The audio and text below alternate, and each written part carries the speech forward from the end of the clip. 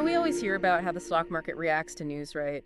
But is it really as simple as that? Like, news drops and boom, the market goes up or down. Yeah, it's definitely more nuanced than that, right? Way more nuanced. And that's what we're diving into today with this IMF paper. It's called Responses of the Stock Market to Macroeconomic Announcements Across Economic States, Okay. published back in May 1998. And it really gets into the weeds of how different economic announcements affect the market, especially when you start comparing, like, large cap stocks versus small cap Yeah, stocks. and what makes this paper so fascinating is the data set, right? Mm. They analyze daily returns, looking at major indices, the Dow Jones, S&P 500. Yeah. They looked at the Russell 1000, Russell 2000. Right. And get this, the period they looked at was 1980 to 1996. So we're talking about a really interesting time period for the markets. Yeah, you're not just talking about a bull market or a bear market. You're talking about kind of a mix of everything. Exactly, a wide range of economic conditions. So what for you, when you looked at this paper, what were some of the things that kind of jumped out at you as like, huh, that's interesting? Well, one of the first things that stood out to me was just how, the accuracy of analysts in predicting certain economic indicators. Like if you look at industrial production and the leading indicator, the study found that the average surprise in the announcements was practically zero. Zero. So they basically nailed it every time. Pretty much, yeah. Wow. Which tells us that on average, they were very good at forecasting these particular indicators. Right. And because the market had already priced in those expectations, the actual announcements, even if they were slightly off, didn't really move the needle all that much. Okay, so it's already priced in, so it's not really news at that point. Exactly, exactly. Okay. But then you have something like, let's say, home sales, right? Table 1 in the study shows a massive standard deviation of 54.35. Wow, that's a huge swing. Huge swing compared to, industrial production, the leading indicator. And what that tells us is those forecasts were all over the map. Okay. So those announcements came out. They often caught the market by surprise, creating a lot more volatility. So investors are kind of on high alert when those housing numbers come out because they know it could really swing either way. Absolutely. And then you have the case of non-farm payrolls. This one had a negative mean surprise of negative 2.19. What that suggests is that analysts were consistently underestimating job growth during that period. So positive surprises were more common, leading to, I guess, more positive market reactions potentially. Precisely. And this is where it's important to understand how the study actually defines surprises. They use data from MMS, Money Market Services, which gathered forecasts from various economists and analysts, right, prior to each economic announcement. Right. And the surprise was basically calculated as the difference between the actual announcement and that median forecast from MMS. So it's not just the raw numbers, but it's how different those numbers are from what everyone was expecting. Exactly, exactly. So we're really isolating the truly unexpected element of the news. It's not just about what the news is, right? It's also about the state of the economy when that news drops. Right. Because that context can completely change how the market reacts. And that's what's so interesting about this paper. They didn't just look at economic announcements in a vacuum. Right. They actually factored in the overall economic backdrop, and they even categorized it in a few different ways. So, for example, they looked at things like industrial production, leading indicators, whether, according to the National Bureau of Economic Research, we were in an expansion or a recession, Right. the unemployment rate. Okay.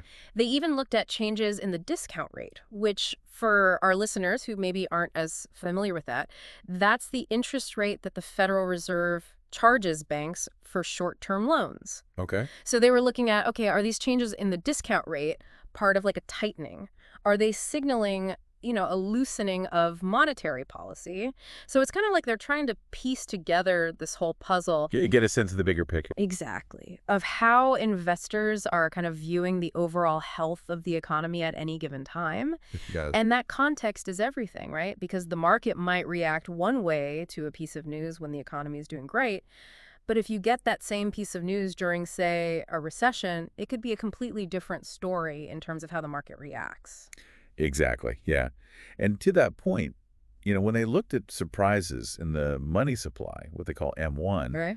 they found that those surprises only seemed to matter when the economy was classified as high, based on industrial production. Okay.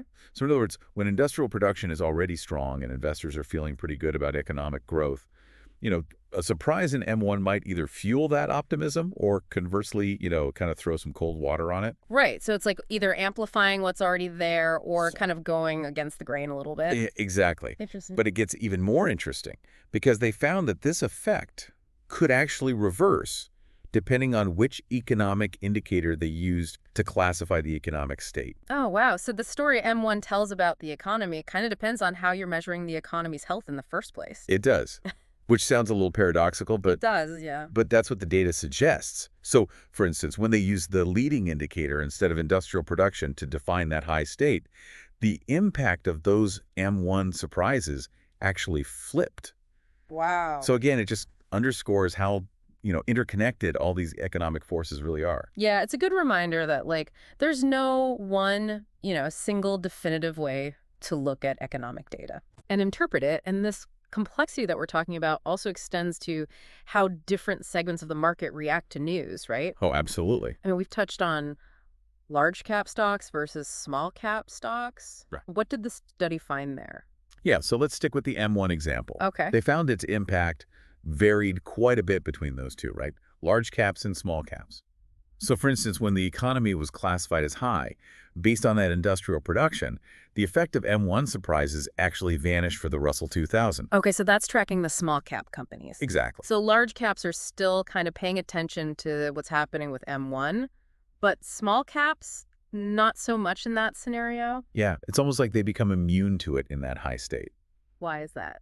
That's a question we can dig into a little bit later. But again, it just shows that different sectors of the market, they don't always move in lockstep. Right, right. What might be a significant driver for one might barely register on the radar of another, especially when you factor in these different economic backdrops. Okay, so we've seen how the market's reaction to this economic news, it can really change depending on the overall economic climate, even what segment of the market you're looking at.